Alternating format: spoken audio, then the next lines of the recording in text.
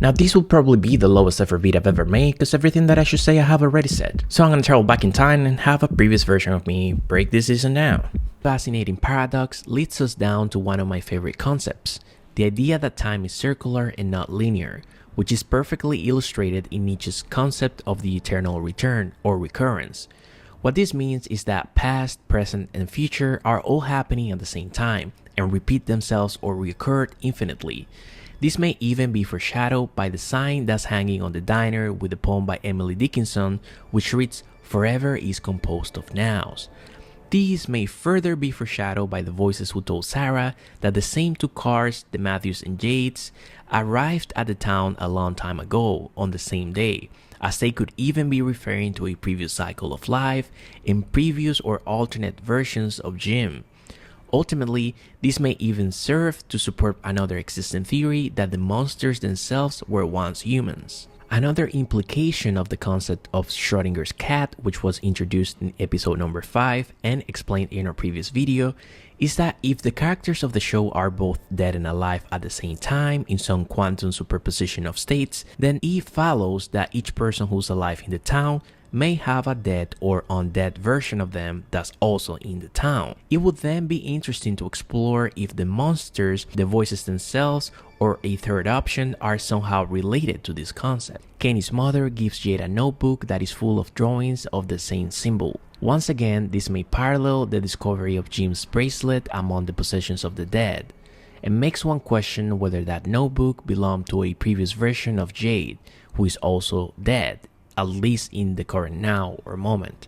If this theory turns out to be true, it will be a fascinating twist for the show, and could even be interpreted as a character having multiple lives or tries in a video game, with Sarah's voices being shattered echoes of previous versions of the townspeople.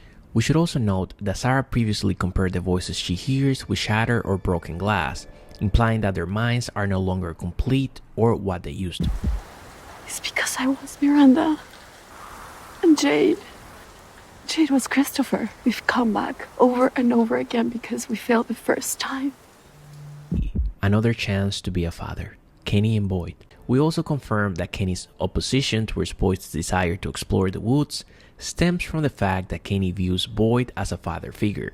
We then see Boyd trying to ask Christy for advice, and Christy reminding Boyd that all Kenny is looking for is a father, which reminds Boyd that he was inadvertently making the same mistake he made with Ellis once again, mentioning how if we don't learn from our mistakes, we are bound to repeat them. Once again, we see the parallels in how everyone in the town seems to be matched with similar circumstances in which they previously failed, as if they're meant to correct their errors through a second chance, and with new relationships. Okay, briefly coming back to the present, 2024, one of the show creators has said that everything the characters do in the show is driven by either hope or fear, like two strings. And I remember making a joke about the show resembling the game Pac-Man in my first video. Now that I look back at everything, I think that's a very fitting metaphor for everything that's going in the show.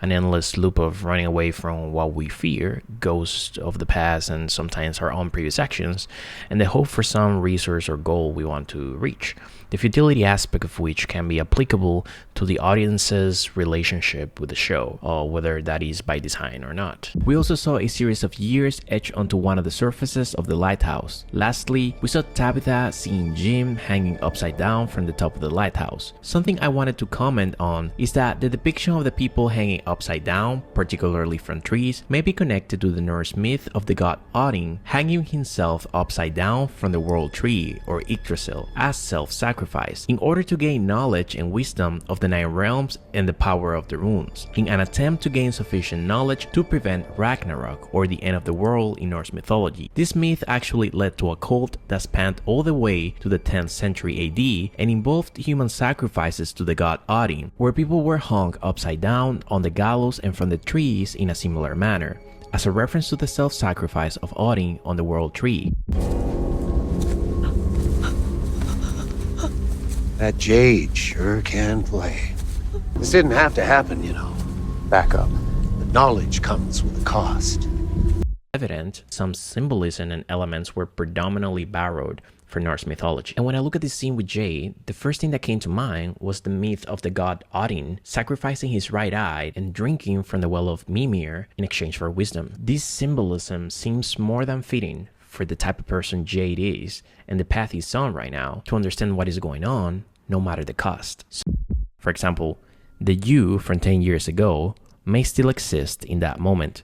Those events are still happening, but our brains only allow us to experience time linearly. This idea was beautifully explored in the movie Interstellar, for those who might have watched it. What's fascinating is that these ideas lend the theme song of the show, which says, "The future is not ours to see," to a different interpretation, suggesting that future events have equally already occurred, or are occurring, but we can only experience the process of getting there.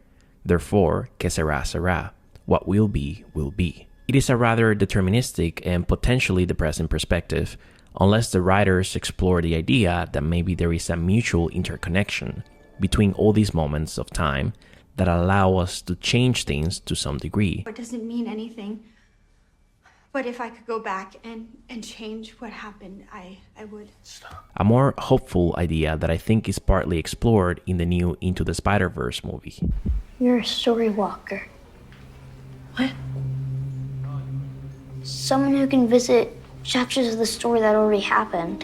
You can visit the chapters, but you can't change them. Well, Ethan, maybe you're wrong. Maybe there is a little bit more nuance here. Maybe there are actual exceptions to this rule, like what we said was implied in the 2023 Across the Spider-Verse movie. You never know. Dad, you have to run. You need to get to town right now. I need to change the story, Dad, please. Your wife shouldn't have dug that hole, Jim. Well, let's just say that wasn't one of those exceptions. I will be your proxy. Fatima tells Julie that she will be her proxy, which leaves Julie confused and saying, "What?" To which Fatima replies, "Nothing. It is just a fancy way of saying that I'll keep you company." The use of the word proxy is very peculiar for the intuitive context of their conversation. The Merriam-Webster dictionary defines proxy as a figure or representative that can act to represent the value of something or someone in a calculation, which could imply that the people in the town are being tested or judged. You were supposed to be better than this. You were supposed to be here. You and I were supposed to figure this out together. You get to judge me. I'm doing the best I can. You know there's no coming back from this, right? So if we interpret the word proxy in the context of a defense representative, think legal help, in some kind of behavioral assessment that deals with morality, we already know that Fatima is a proxy for Julie and Elgin. She was my proxy. She helped me out a lot since I first got here. We could also say that Catre was already the unofficial proxy for Boyd. And this makes more sense as to why Boyd sees Father Catre whenever he's morally conflicted, and Catre usually makes him question his choices. In the same line, if we operate under the assumption that the lady in the kimono might be related to Fatima, as has been implied, or even be a future version of her, we can then see the relationship between Elgin and the kimono lady as a juxtaposition of the relationship between Father Catre and Boyd, both being binary pairs of proxy and client, mentee, I guess. The newspapers. The newspapers that appear in the intro of each episode seem to reference the period of the American Civil War, the mid to late 1800s, foreshadowing some of the later references we saw about the Civil War from the very first episode of the show. I was able to identify the original print of the newspaper that appears on the intro of each episode. The article states how some of the most notable reports of vampirism originate from France, citing the story of the Marshal Gille de Rais, who was charged and hung for the kidnapping and killing of approximately 200 children, even though the Rais confessed to having had at least 800 victims and having eaten several of them. Going back to the present time, maybe now we have a bit more context on that reference to vampirism that was in the newspaper. And I mean vampirism just in the blood drinking context, not the supernatural one. But most importantly, the reference about Marshal Gille de Rais. Something I didn't care to mention in 2022 was that the Rais was actually engaging in child sacrifices while dabbling in the occult. He thought that by sacrificing children, he would gain wealth and knowledge, though we don't know if he was actually looking for things like supernatural power or immortality, as seems to be the case in the show, at least within the literal interpretation. For additional context, this was also a man who, before committing all his atrocities, fought alongside Joan of Arc. Now, I'm not saying that there is a literal link between the historical character here and the story in the show, but I think we can fairly agree there is a striking parallel here, and one that comes directly from one of the clues in the show itself. Beyond that, I would say that the key takeaway here is that the time period for the Rais's atrocities was the late Middle Ages.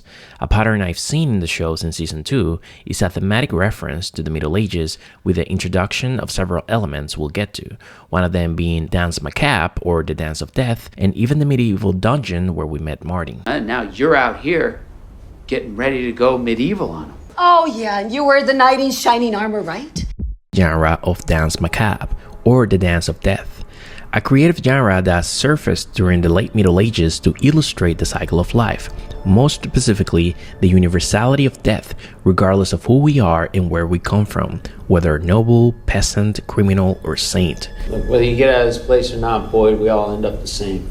Danse Macabre was an extremely powerful form of creative expression for Europeans, particularly during the period of the Black Death or bubonic plague in the 14th century, which took a toll of approximately 25 million lives. Yet, this form of art reminded people that death is inevitable and equally and eventually comes for all of us the same way, no matter how much we try to delay it or resist it. And this helped the Europeans to cope with the collective trauma and fear of mortality that the Black Death left in its wake. In music and dance, the Dance of Death is usually accompanied by somber and dramatic symphonies or tones, like the piece by Camille Saint-Saëns that you're listening to right now. As for the dancers, they often dress to represent the death motif as skeletons or grim reapers, though not necessarily. In the case of From, it seems that the producers have once again juxtaposed the dark elements or motifs of Danse Macabre with the peacefulness of the lullaby we hear from the music box, instead of the usual dramatic orchestral tones of the genre. And then the at first glance innocence of the ballerina dressed in white, which quickly turns into horror when the ballerina opens her mouth and worms come out of it, here symbolizing death and decay. We also see it when the ballerina attacks Boyd, a reminder of the coming danger and his mortality, something that might intensify as the individual or Boyd gets closer to death. In Danse Macabre, the dance ends with death, which would then explain why Martin said that when the music stops, they come for you, which could signify that that's the point that death finally takes you away.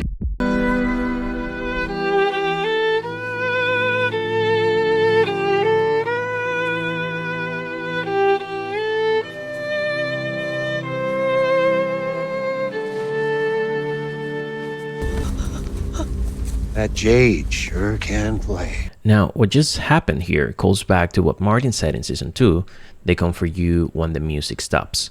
But behind it all is quite literally the Danse Macabre genre that was used here.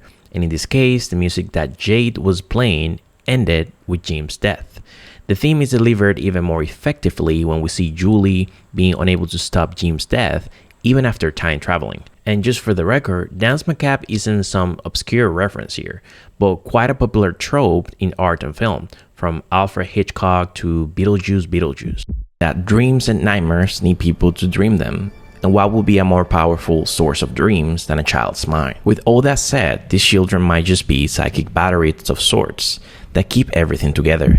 And the children laid on the stones, they poured their hope into the roots to make the symbol, and those roots became the tree. This particular revelation in the finale left me feeling like I didn't really learn anything meaningful.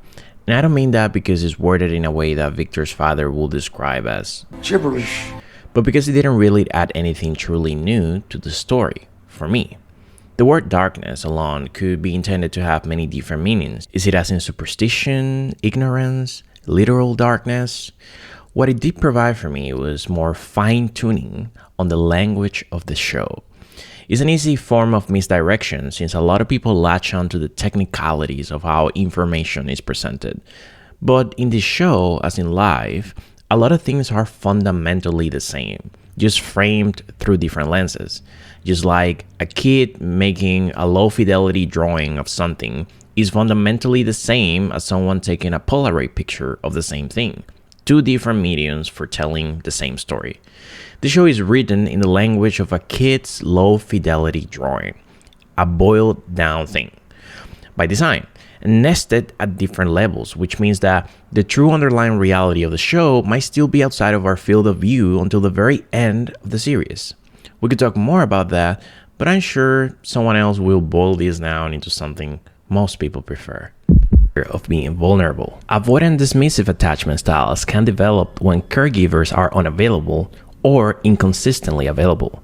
We could say in the case of Jade's parents and his uncle. Also, when a child is left to their own devices, like Jade having to fly back to the US on his own, or when caregivers are lost.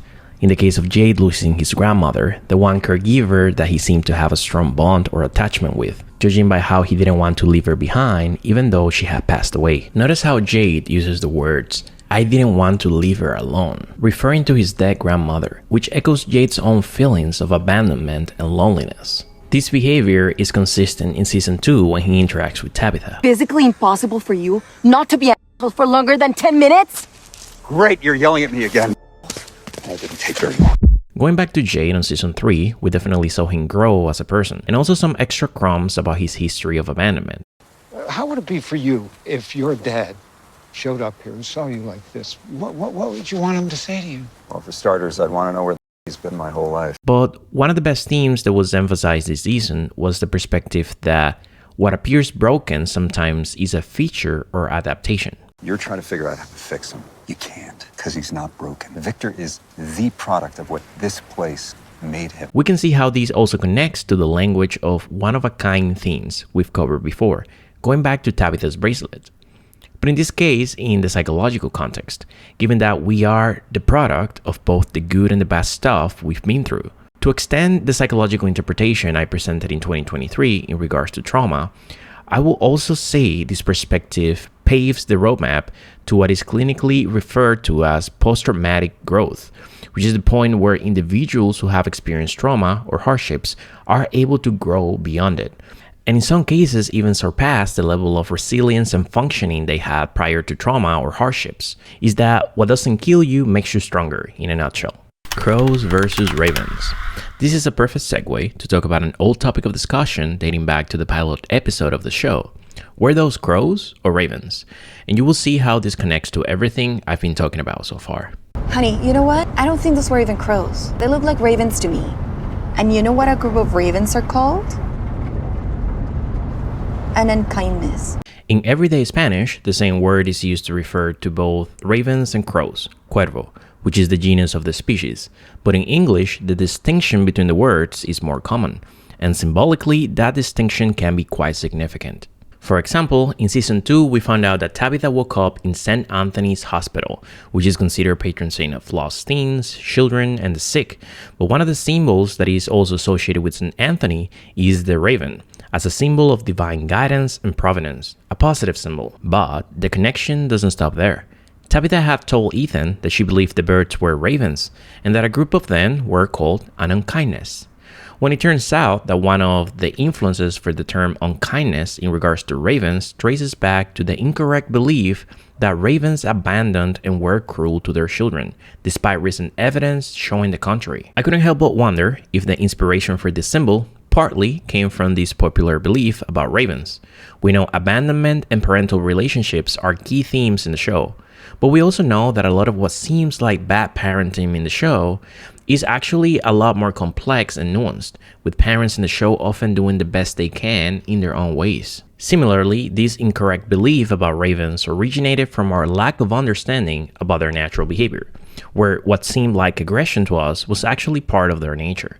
It's a strange juxtaposition, once again, where things that seem wrong or bad can be good, and things that seem good and fine might actually have darkness within. Judging a book by its cover, in a nutshell. Like how in the show we have Victor being suspected of being a predator, while Sarah, who seemed like a good girl, turned out to be a homicidal maniac for a moment. It's something that should really make us question the nature of everything in the show, even the monsters. Now, are we done here, you might wonder? Well, not. Actually, these themes and symbols are so interwoven into the show that it is tiring to go over all of it, and reducing it to some structure outline doesn't do justice to their complexity, in my opinion. Like how the term unkindness from the Ravens is playfully stretched into the idea of the kindness of strangers, where we met Martin, a man that was left abandoned in some medieval dungeon. Even down the medieval line, the fact that it was common for heraldry to use birds of prey symbolism, which was often reflected in the design of the helmets and armor of medieval knights. There's even a poem from Edgar Allan Poe about ravens that's partially erased at Christie's Clinic, and you guessed it, it's about grief and loss. Pulling all the way back to the subtle and loose Norse mythology references, we also know ravens are linked to Odin as symbols of judgment, one of his 2 ravens actually being named Memory, which connects to even a broader theme of knowledge, forgetting, and remembering we've seen in the show. The season 4 finale of From definitely turned a lot of our surface assumptions upside down, but it surely paid off. I would even go as far as to describe the previous 2 seasons as a psyop on the audience, not that it wasn't a suspicion already. And we can maybe all agree that it's hard to think of other shows that are given this type of freedom to do risky things by a studio. I have to admit though that it was satisfying to see what deep down all of us knew was true, which is